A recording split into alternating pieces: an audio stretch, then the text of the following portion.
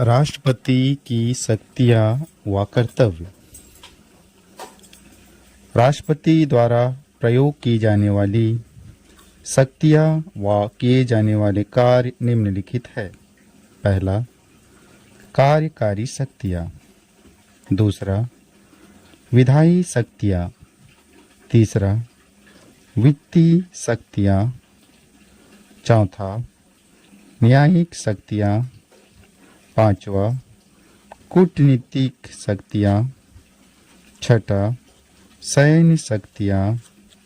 सातवां, आपातकालीन शक्तियां। कार्यकारी शक्तियां।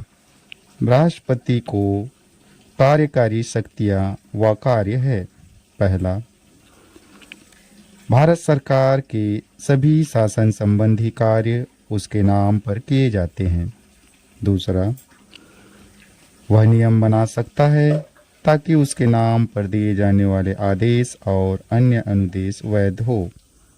तीसरा, वह ऐसे नियम बना सकता है जिससे केंद्र सरकार सहज रूप से कार्य कर सके तथा मंत्रियों को उक्त कार्य सहजता से वितरित हो सके। चौथा, वह प्रधानमंत्री तथा अन्य मंत्रियों की नियुक्ति करता है तथा वे उसकी प्रसाद पर्यंत कार्य करते हैं। पांचवा, वह महान्यायवादी की नियुक्ति करता है तथा उसके वेतन आदि निर्धारित करता है। महान्यायवादी राष्ट्रपति के प्रसाद पर्यंत अपने पद पर कार्य करता है। छठा, वह भारत के महानियंत्रक व महालेखा परीक्षक, मुख्य चुनाव आयुक्त तथा अन्य चुनाव आयुक्तों, संघ लोक सेवा आयोग के अध्यक्ष व सदस्यों, राज्य के राज्यपालों, वित्त आयोग के अध्यक्ष व सदस्यों की नियुक्ति करता है। सातवां, वह केंद्र के प्रशासनिक कार्यों और विधायिका के प्रस्तावों से संबंधित जानकारी की मांग प्रधानमंत्री से कर सकता है। सातवां, आठवां, राष्ट्रपति प्रधानमंत्री से किसी ऐसे निर्णय का प्रतिवेदन भेजने के लिए कह सकता है जो किसी मंत्री द्वारा लिया गया हो किंतु पूरी मंत्रिपरिषद ने इसका अनुमोदन नहीं किया हो। नौवां, वह अनुसूचित जाति, अनुसूचित जनजाति तथा अन्य पिछड़े वर्गों के लिए एक आयोग की नियुक्ति कर सकता है।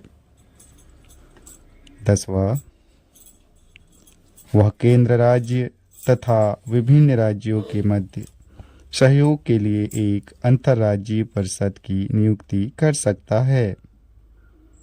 11वां, वह स्वयं द्वारा नियुक्त प्रशासकों के द्वारा केंद्र शासित राज्यों का प्रशासन सीधे संभालता है। 12वां, वह किसी भी क्षेत्र को अनुसूचित क्षेत्र घोषित कर सकता है।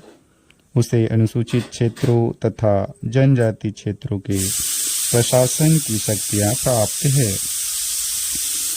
विधायी शक्तियां।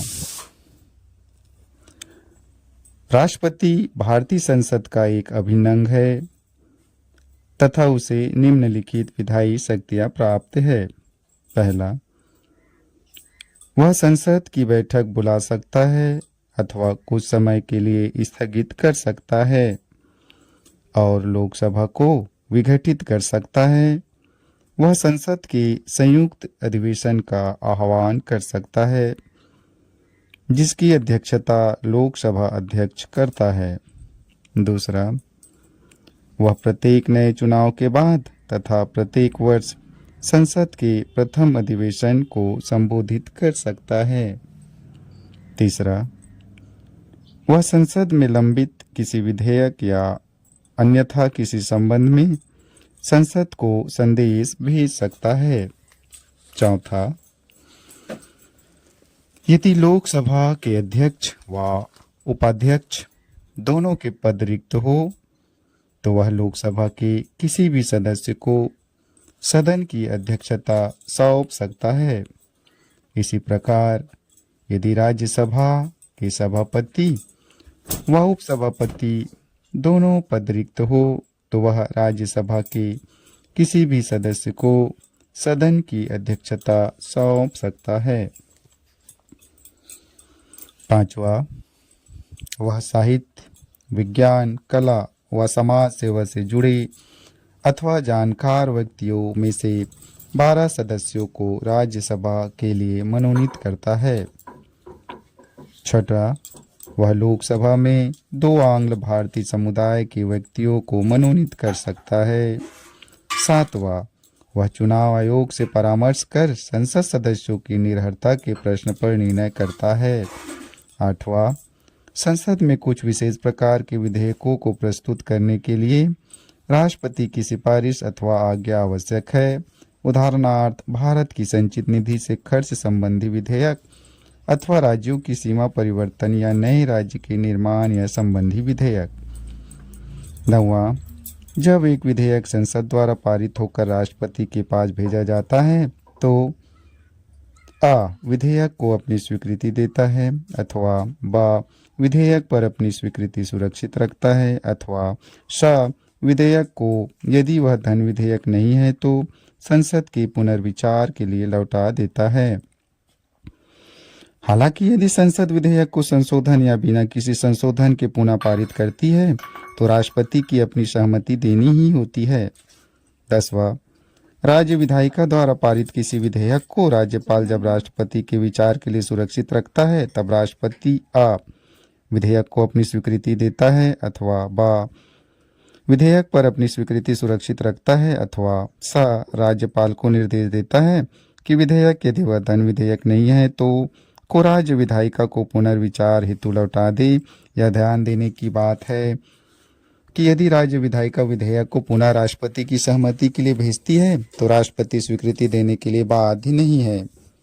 11वां, वह संसद के 17 सत्र की अवधि में अध्यादेश जारी कर सकता है। वह अध्यादेश संसद की पुनः बैठक के 6 हफ्तों के भीतर संसद द्वारा अनुमोदित करना आवश्यक है। वह किसी अध्यादेश को किसी भी समय वापस ले सकता है। 12वां, वह महानियंत्रक व महालेखा परीक्षक संघ लोक सेवा आयोग, वित्त आयोग व अन्य की रिपोर्ट संसद के समक्ष रखता है। 13वां, वह अंडमान व निकोबार द्वीप समूह, लक्षद्वीप, दादर एवं नागर हवेली व दमन व द्वीप में शांति, विकास व सुशासन के लिए विनियम बना सकता है। पुदुचेरी के भी वह नियम बना सकता है, परंतु केवल तब जब वहां की विधानसभा निलंबित हो अथवा विघटित अवस्था में हो। वित्तीय शक्तियां। राष्ट्रपति की वित्तीय शक्तियां व कार्य निम्नलिखित है। पहला, धन विधेयक राष्ट्रपति की पूर्वानुमति से ही संसद में प्रस्तुत किया जा सकता है।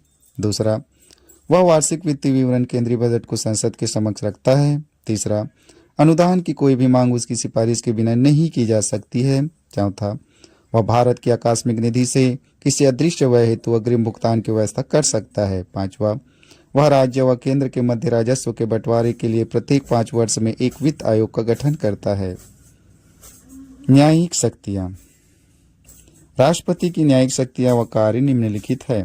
पहला, वह उच्चतम न्यायालय के मुख्य न्यायाधीश व उच्चतम न्यायालय व उच्च न्यायालय के न्यायाधीशों की नियुक्ति करता है। दूसरा, वह उच्चतम न्यायालय से किसी विधि या तथ्य पर सलाह ले सकता है, परंतु उच्चतम न्यायालय की वह सलाह राष्ट्रपति पर बाध्यकारी नहीं है। तीसरा, वह किसी अपराध के लिए दोष सिद्धि किसी व्यक्ति के लिए दंडादेश को निलंबित, माफ या परिवर्तित कर सकता है, या दंड में समाधान, प्राणदंड, स्थगित, राहत और माफी प्रदान कर सकता है। आ, उन सभी मामलों में जिनमें सजा सैन्य न्यायालय में दी गई हो। बा, उन सभी मामलों में जिनमें केंद्रीय विधियों के विरुद्ध अपराध के लिए सजा दी गई हो। और सा, उन सभी मामलों में जिनमें दंड का स्वरूप प्राणदंड हो। कूटनीतिक शक्तियां। अंतर्राष्ट्रीय संधियां व समझौते राष्ट्रपति के नाम पर किए जाते हैं, हालांकि इनके लिए संसद की अनुमति अनिवार्य है। वह अंतर्राष्ट्रीय मंचों व मामलों में भारत का प्रतिनिधित्व करता है और कूटनीतिज्ञों जैसे राजदूतों व उच्चायुक्तों को भेजता है एवं उनका स्वागत करता है। सैन्य शक्तियां। वह भारत के सैन्य बलों का सर्वोच्च सेनापति होता है। इस क्षमता में वह थल सेना, जल व वायु सेना के प्रमुखों की नियुक्ति करता है।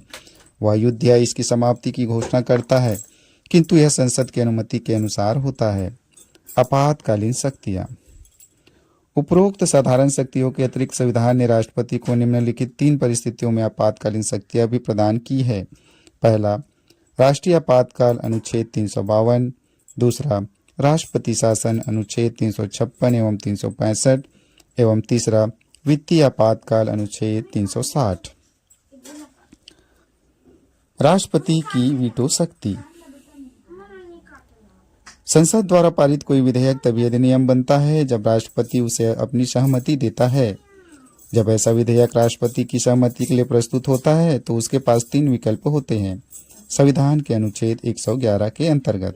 पहला, वह विधेयक पर अपनी स्वीकृति दे सकता है, अथवा दूसरा, विधेयक पर अपनी स्वीकृति को सुरक्षित रख सकता है, अथवा तीसरा, वह विधेयक यदि विधेयक धन विधेयक नहीं है को संसद के पुनर्विचार हेतु लौटा सकता है।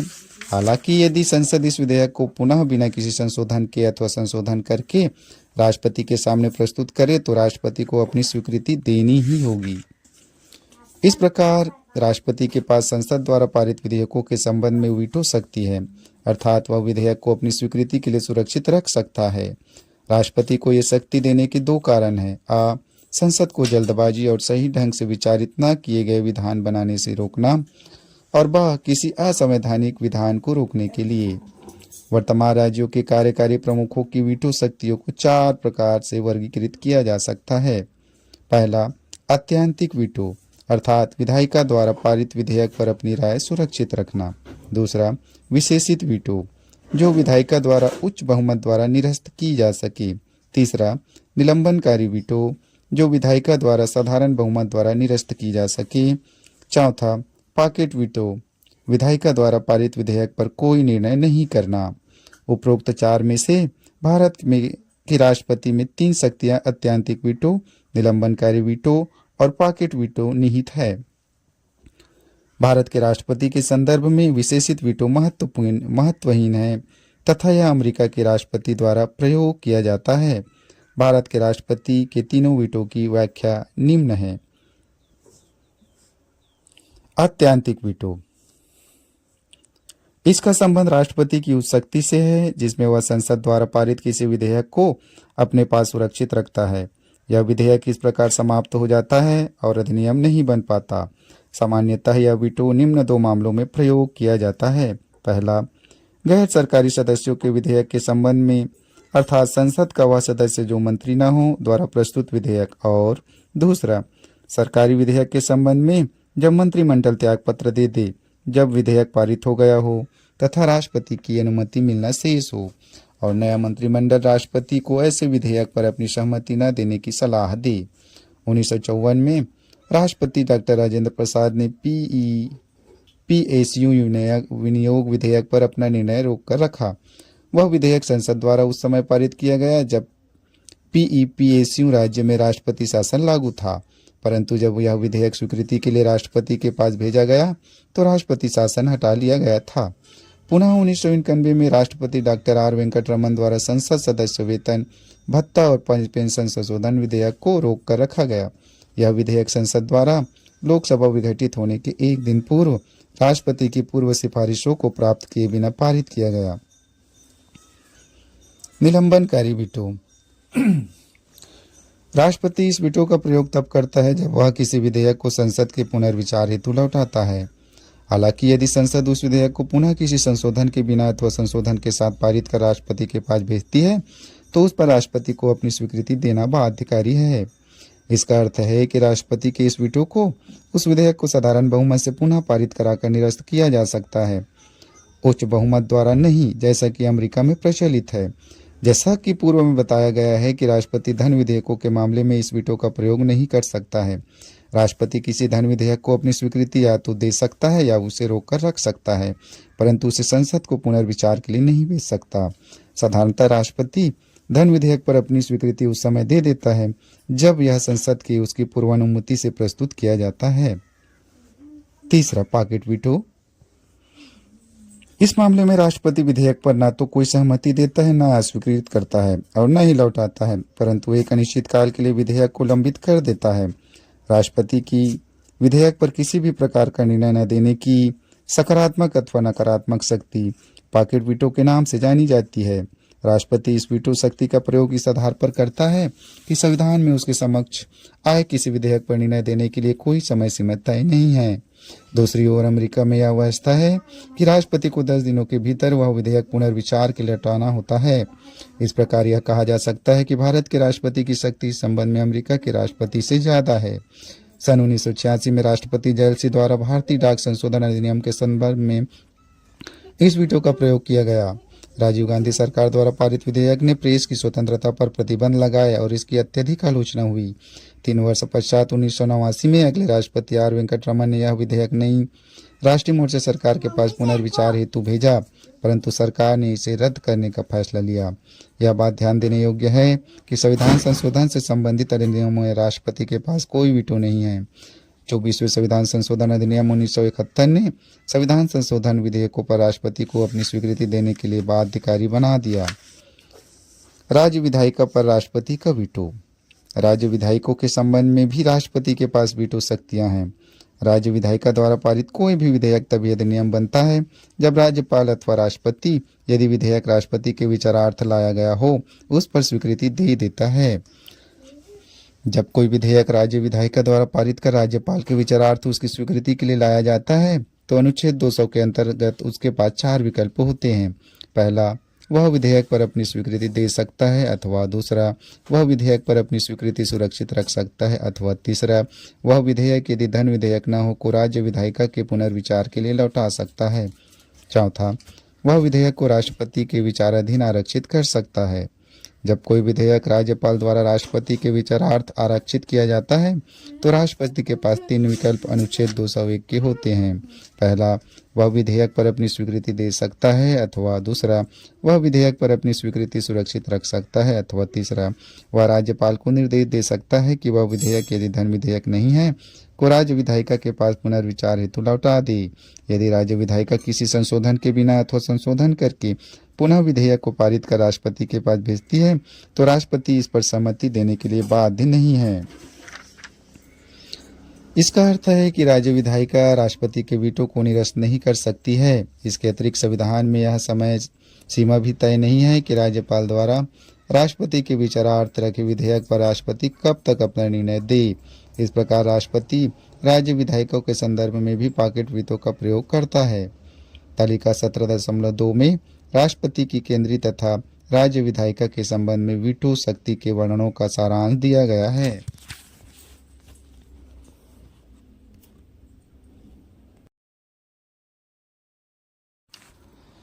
राष्ट्रपति की अध्यादेश जारी करने की शक्ति। संविधान के अनुच्छेद 123 के तहत राष्ट्रपति को संसद के सत्रावसान की अवधि में अध्यादेश जारी करने की शक्ति प्रदान की गई है। इन अध्यादेशों का प्रभाव व शक्तियां संसद द्वारा बनाए गए कानून की तरह ही होती है, परंतु ये प्रकृति से अल्पकालीन होते हैं। राष्ट्रपति की अध्यादेश जारी करने की सर्वाधिक महत्वपूर्ण विधायी शक्ति है। यह शक्ति उसे अप्रत्याशित अथवा अविलंबनीय मामलों से निपटने हेतु दी गई है, परंतु इस शक्ति के प्रयोग में निम्नलिखित 4 सीमाएं हैं। पहला, वह अध्यादेश केवल तभी जारी कर सकता है जब संसद के दोनों अथवा दोनों में से किसी भी एक सदन का सत्र न चल रहा हो। अध्यादेश उस समय भी जारी किया जा सकता है जब संसद में केवल एक सदन का सत्र चल रहा हो, क्योंकि कोई भी विधेयक दोनों सदनों द्वारा पारित किया जाना होता है, न कि केवल एक सदन द्वारा। जब संसद के दोनों सदनों का सत्र चल रहा हो उस समय जारी किया गया अध्यादेश अमान्य है। इस प्रकार राष्ट्रपति की अध्यादेश जारी करने की शक्ति विधायिका की समानांतर शक्ति नहीं है। दूसरा, वह कोई अध्यादेश केवल तभी जारी कर सकता है जब वह इस बात से संतुष्ट हो कि मौजूदा परिस्थिति ऐसी है कि उसके लिए तत्काल कार्रवाई करना आवश्यक है। कूपर केस 1970 में सुप्रीम कोर्ट ने कहा, राष्ट्रपति की संतुष्टि पर असद्भाव के आधार पर प्रश्न चिन्ह लगाया जा सकता है। इसका अर्थ है कि राष्ट्रपति द्वारा अध्यादेश जारी करने के निर्णय पर न्यायालय में इस आधार पर प्रश्न उठाया जा सकता है कि राष्ट्रपति ने विचारपूर्वक संसद के एक सदन अथवा दोनों सदनों को कुछ समय के लिए स्थगित कर एक विवादास्पद विषय में अध्यादेश प्रख्यापित किया है और संसद को नजरअंदाज किया है, जिससे संसद के प्राधिकार की परिवंचना हुई है। 38वें संविधान संशोधन अधिनियम 1975 में कहा गया कि राष्ट्रपति की संतुष्टि अंतिम मान्य होगी तथा न्यायिक समीक्षा से परे होगी, परंतु 44वें संविधान संशोधन द्वारा इस उपबंध का लोप कर दिया गया। अतः राष्ट्रपति की संतुष्टि को असद्भाव के आधार पर न्यायिक चुनौती दी जा सकती है।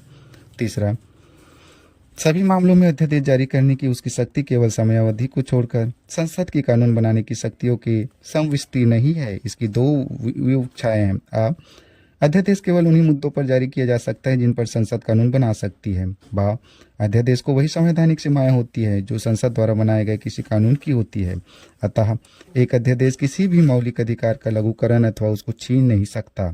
चौथा, संसद सत्रावासन की अवधि में जारी किए गए प्रत्येक अध्यादेश संसद की पुनः बैठक होने पर दोनों सदनों के समक्ष प्रस्तुत किया जाना चाहिए। यदि संसद के दोनों सदन उस अध्यादेश को पारित कर देती है तो वह कानून का रूप धारण कर लेता है। यदि इस पर संसद कोई कार्रवाई नहीं करती तो संसद का दोबारा बैठक के 6 हफ्ते पश्चात यह अध्यादेश समाप्त हो जाता है। यदि संसद के दोनों सदन इसका निर्नुमोदन कर दे तो यह निर्धारित 6 सप्ताह की अवधि से पहले भी समाप्त हो सकता है। यदि संसद के दोनों सदनों को अलग अलग तिथि में पुनः बैठक के लिए बुलाया जाता है तो ये 6 सप्ताह बाद वाली तिथि से गिने जाएंगे। इसका अर्थ है कि किसी अध्यादेश की अधिकतम अवधि 6 महीने, संसद की मंजूरी न मिलने की स्थिति में 6 हफ्तों की होती है। संसद के दोनों सत्रों के मध्य अधिकतम अवधि 6 महीने होती है। यदि कोई अध्यादेश सभा पटल पर रखने से पूर्व ही समाप्त हो जाता है तो इसके अंतर्गत किए गए कार्य वैध और प्रभावी रहेंगे। राष्ट्रपति भी किसी भी समय किसी अध्यादेश को वापस ले सकता है। हालांकि राष्ट्रपति की अध्यादेश जारी करने की शक्ति उसकी कार्य स्वतंत्रता का अंग नहीं है। वह किसी भी अध्यादेश को प्रधानमंत्री के नेतृत्व वाले मंत्रिमंडल की सलाह पर ही जारी करता है अथवा वापस लेता है। एक विधेयक की भांति एक अध्यादेश भी पूर्ववर्ती हो सकता है, अर्थात इसे पिछली तिथि से प्रभावी किया जा सकता है। यह संसद के किसी भी कार्य या अन्य अध्यादेश को संशोधित अथवा निरसित कर सकता है। यह किसी कर विधि को भी परिवर्तित अथवा संशोधित कर सकता है। हालांकि संविधान संशोधन हेतु अध्यादेश जारी नहीं किया जा सकता है। भारत के राष्ट्रपति की अध्यादेश जारी करने की शक्ति अनोखी है तथा अधिकांश लोकतांत्रिक राज्यों जैसे अमेरिका व ब्रिटेन में प्रयोग नहीं की जाती है। अध्यादेश जारी करने की शक्ति के पक्ष में डॉक्टर भीमराव अंबेडकर ने संविधान सभा में कहा, अध्यादेश जारी करने की प्रक्रिया राष्ट्रपति को उस परिस्थिति से निपटने में योग्य बनाती है जो आकस्मिक व अचानक उत्पन्न होती है जब संसद के सत्र कार्यरत नहीं होते हैं।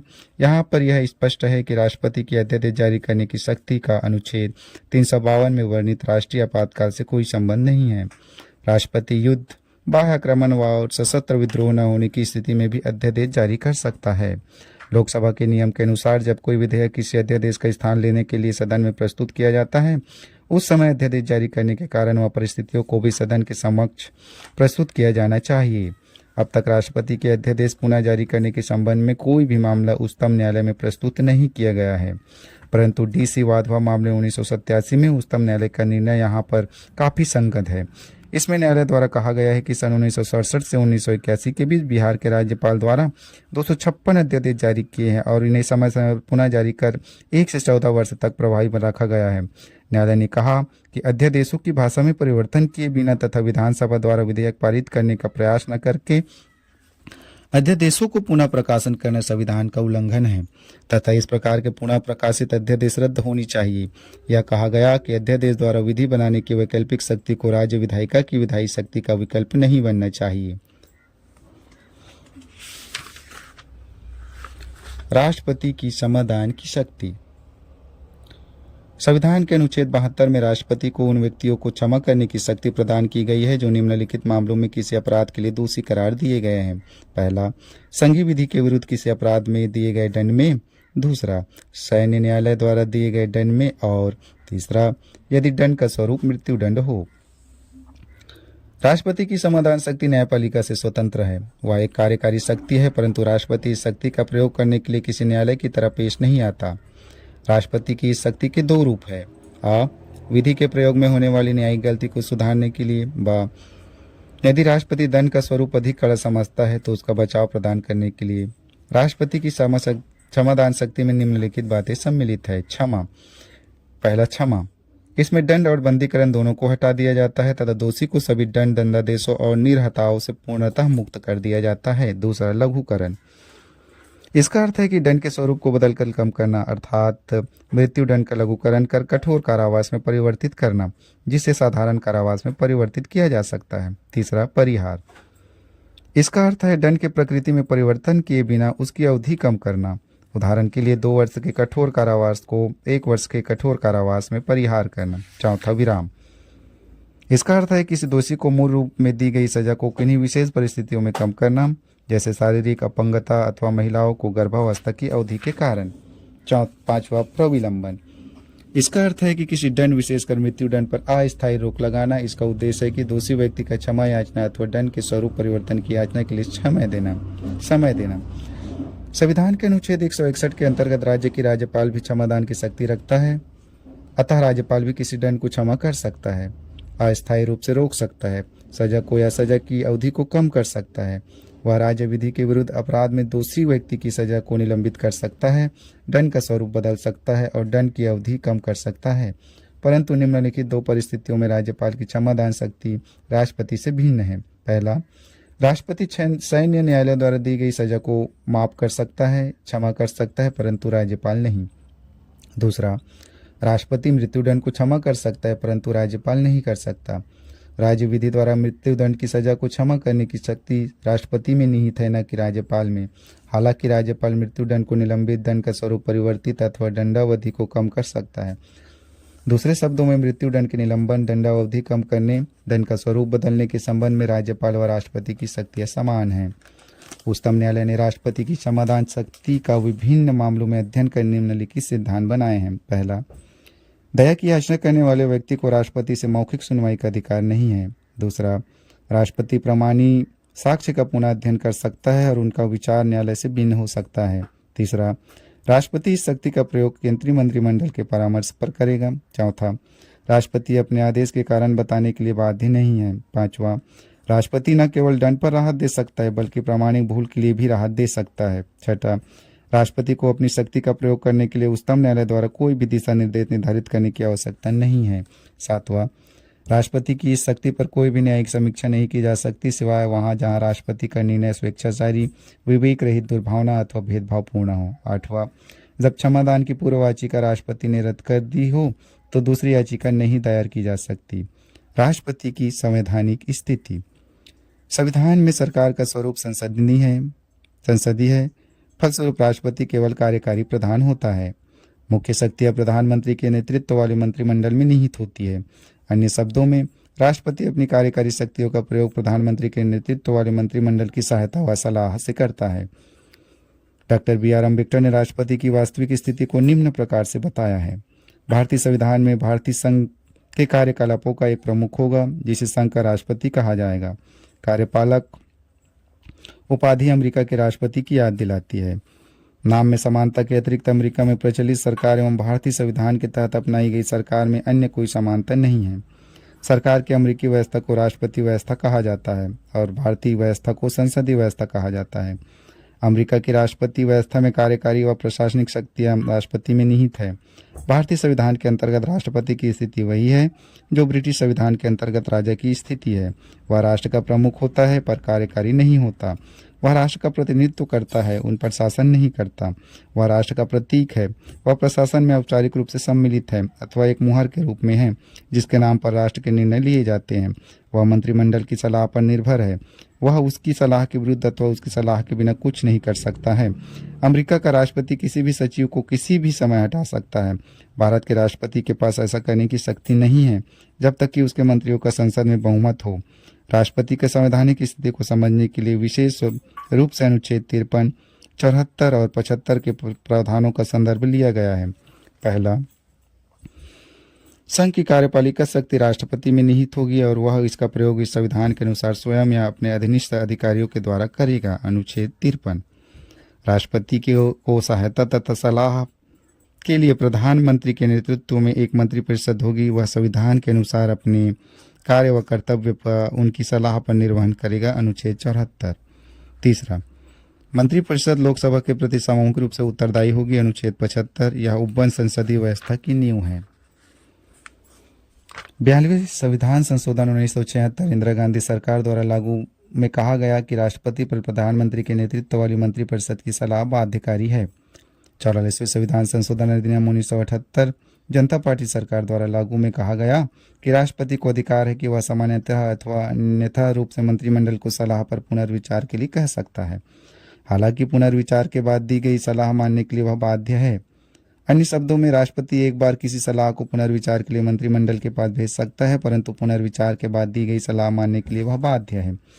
अक्टूबर 1997 में केंद्रीय मंत्रिमंडल ने राष्ट्रपति के आर नारायण को उत्तर प्रदेश में राष्ट्रपति शासन अनुच्छेद 356 के अंतर्गत लगाने की सिफारिश की। राष्ट्रपति ने मामले को पुनर्विचार के लिए लौटा दिया। तब मंत्रिमंडल ने मामले को आगे न बढ़ने का निर्णय लिया।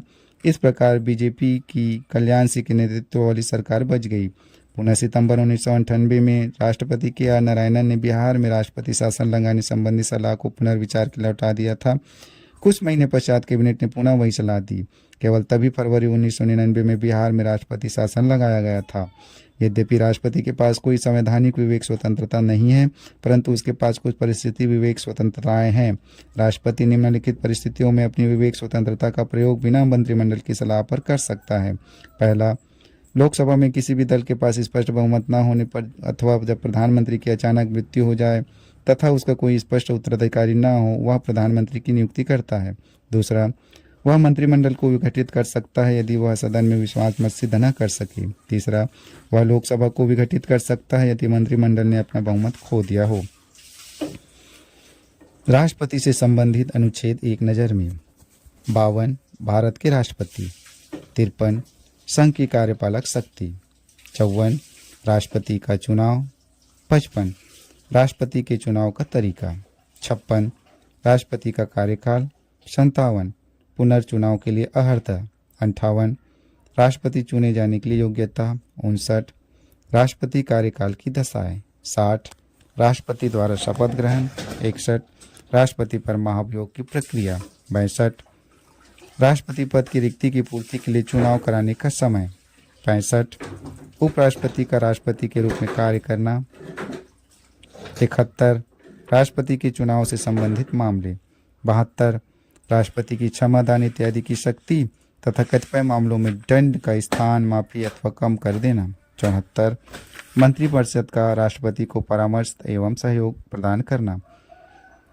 75 मंत्रियों से संबंधित अन्य प्रावधान जैसे नियुक्ति, कार्यकाल, वेतन इत्यादि। 76 भारत के महान न्यायवादी।